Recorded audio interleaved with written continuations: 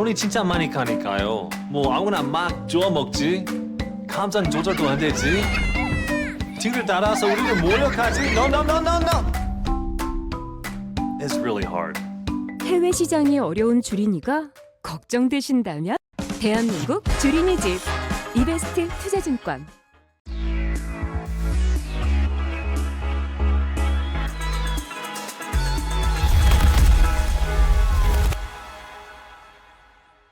오늘 오리온 2월 실적이 나와가지고 자료 작성한 부분에 대해서 말씀을 드리겠습니다. 실적을 살펴보면 2월달 매출액 1,985억 원, 영업이익 286억 원을 달성을 했고요. 괜찮게 잘 나온 실적이에요. 이제 성장률로 보면은 매출액은 21%, 영업이익은 45% 성장을 했고, 영업이익률은 14%를 달성을 했습니다. 이제 1월 실적과 비교를 해보면 1월은 뭐 한국이나 중국, 베트남 쪽에서 이제 명절 시점 차이로 인해서 성장률만 봤을 때는 좀 많이 떨어진 모습이었는데 이번 2월 달의 쟁점은 이 명절 출고 이후에 정상화가 좀 이루어진 달이라고 보면 될 것 같아요. 이제 한국이랑 중국은 정상화가 잘 이루어졌고 베트남 같은 경우에는 이따 더 말씀드리겠지만 일부 소비 둔화 흐름이 있기는 있었습니다. 하지만 전체적으로 이제 정상화가 잘 이루어졌다고 봐야 되고 영업이익단에서는 이제 원가 상황이 점진적으로 나아지고 있어요.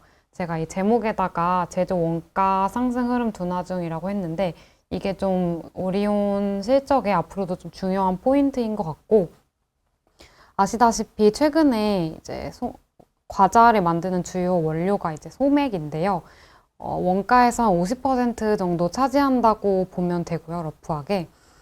관련해서 소맥 가격이 많이 떨어지고 있는데 이게 저희 실적에 반영이 되려면 한 6개월 정도의 시차가 필요합니다. 그러니까 지금 국제 원자재 가격이 낮아지더라도 그게 바로 기업 실적에 반영이 되는 건 아니고 한 6개월 후니까 올해 하반기부터 해서 이 투입 원가 자체도 낮아지면서 이제 원가율도 좀 개선이 되고 지금 제가 추정해 놓은 실적보다 추가적인 업사이드를 기대를 할 수가 있을 것 같습니다. 국가별로 살펴보면 이제 먼저 한국법인인데요. 한국법인은 매출액 789억 원 달성해서 19% 성장률 달성을 했고요. 영업이익은 108억 원으로 이제 OPM이 14% 정도가 나왔습니다. 전 채널에서 이제 MT 채널, 편의점, 온라인, TT 채널 이 정도로 저희가 나누고 있는데 모두 두 자릿수 고성장하는 좋은 모습을 보여줬고요. 품목별로는 비스켓 쪽이 25%, 파이가 21% 역시 고성장했습니다. 저희가 항상 오리온은 월마다 신제품 비중이 얼마나 되는지를 보는데 한국 쪽에서는 한 8.5% 수준으로 양호한 수준을 기록을 했습니다. 또 이익단에서 이제 제조 원가율 같은 경우에는 아무래도 역시 아까 말씀드렸던 소맥이나 뭐 쇼트닝, 분유 같은 이런 원가가 아직까지는 높은 수준에 있어서 제조 원가율이 1.5%포인트 상승을 했지만 작년 하반기에 저희가 가격 인상을 했었죠. 그 부분으로 어느 정도 이익 하락을 방어를 한 부분이 있습니다. 중국 법인은 매출액 755억 원을 달성을 하면서 25% 성장했고 지난 월에는 말씀드렸던 것처럼 춘절 시점 차이로 인해서 이제 성장률이 많이 떨어졌었는데 바로 이제 두 자릿수, 그것도 25%라는 좋은 성장률을 기록을 하면서 바로 회복을 하는 모습을 보였고요. 영업이익은 115억 원으로 117% 성장을 했습니다. 굉장히 잘 한 거고요. 이 높은 성장률의 이유는 이 춘전 시점 차이로 인해서 이번 달 영업일수가 증가를 했기 때문이고 작년 대비로 영업일수가 늘었기 때문에 아무래도 성장을 한 부분이 있고요. 품목별로는 스낵이 21%, 비스켓이 32%, 그리고 신규 주목받고 있는 카테고리인 젤리가 180% 성장하는 모습을 보였습니다. 아까 한국에서는 신제품 비중이 8.5%였는데 중국에서도 5% 정도 수준을 유지를 했습니다. 또 이익단에서는 한국법인과 비슷하게 이제 원재료 부담이 있는 상황인데 여러 가지 뭐 판촉을 줄인다거나 외형을 늘리거나 뭐 채널 확대하는 방식을 통해서 제조 원가율은 1%포인트 오히려 개선되는 모습이었습니다. 그 다음으로 큰 시장이 이제 베트남인데요. 베트남은 이번에 조금 다른 법인들과 다른 모습을 띄었어요. 우선 실적은 매출 284억 원 해서 7% 정도 성장을 했고 영업이익은 34억 원으로 한 30% 정도 감소를 했습니다. 아까 앞서 말씀드렸던 것처럼 1월과 대비했을 때 단기적으로 소비 흐름이 이제 둔화되는 모습이었습니다.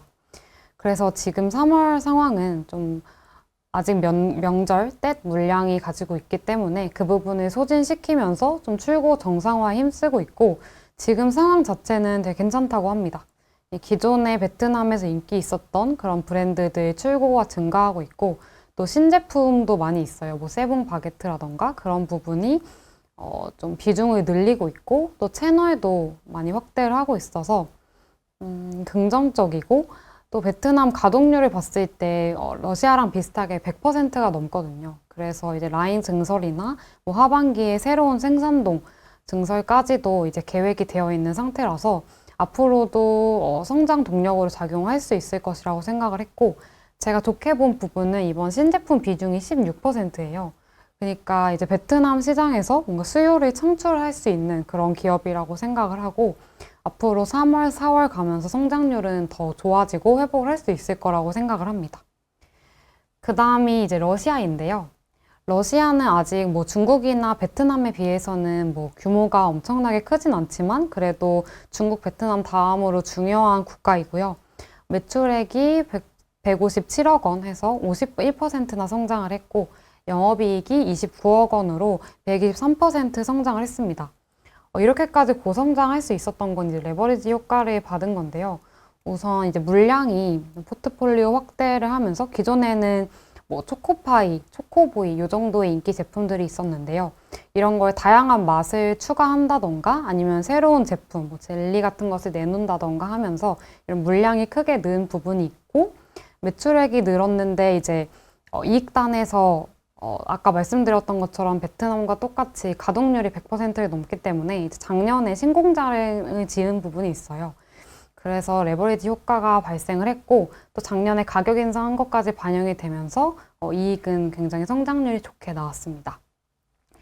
품목별로 보면은 이제 파이 카테고리가 39% 성장을 했고 비스켓이 15% 성장을 했는데 파이 중에서 기존 가장 인기 있는 초코파이가 20%라는 높은 출고 성장률을 달성했다고 합니다.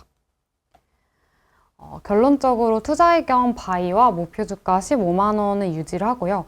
타겟 PER은 이제 글로벌 피어 평균의 30% 할인한 15배를 동일하게 적용을 했습니다. 제가 지금 좋게 보고 있는 부분이 세 가지가 있는데 이제 첫 번째는 중국입니다. 중국은 이번에 2월 이후에 리오프닝 내수 소비 개선이 가시화되고 있는 모습이라고 합니다.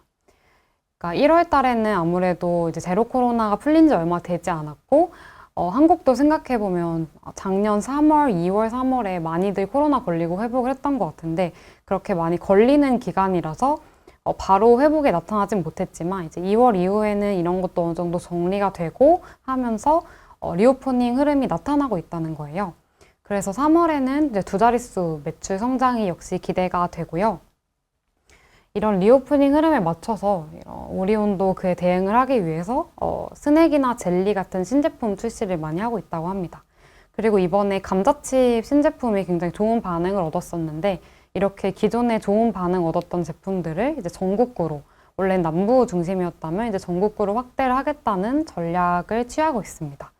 그래서 중국 실적이 기존에 연간으로 봤을 때 소폭 역성장 추정을 했는데 제가 이번에 1분기 실적 추정을 하면서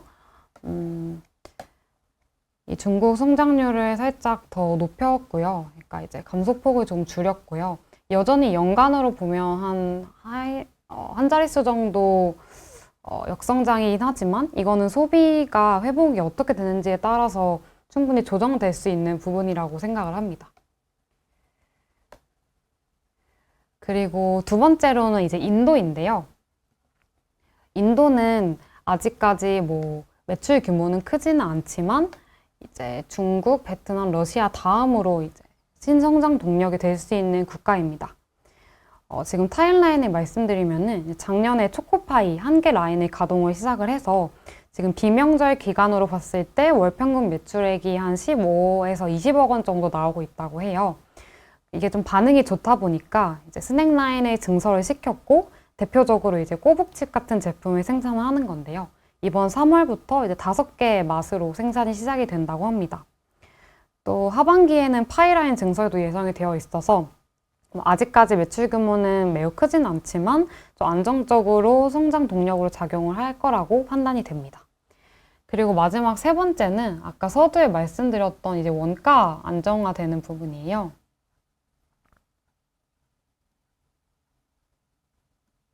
지금 음식료 기업들이 다 이 원가 안정을 많이 바라보고 있는데 이제 라면 다음으로 그래도 이제 원가에서 곡물 비중이 좀 높은 게 이제 제과이고 그리고 피 인상도 다 단행을 해놓은 부분이다 보니까는 하반기로 갈수록 뭔가 실적 개선 폭은 더 커질 수 있을 것이라고 생각이 됩니다.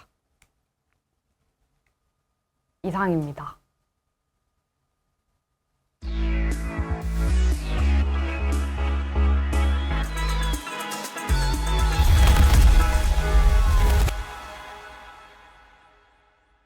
손이 진짜 많이 가니까요. 뭐 아무나 막 주워 먹지.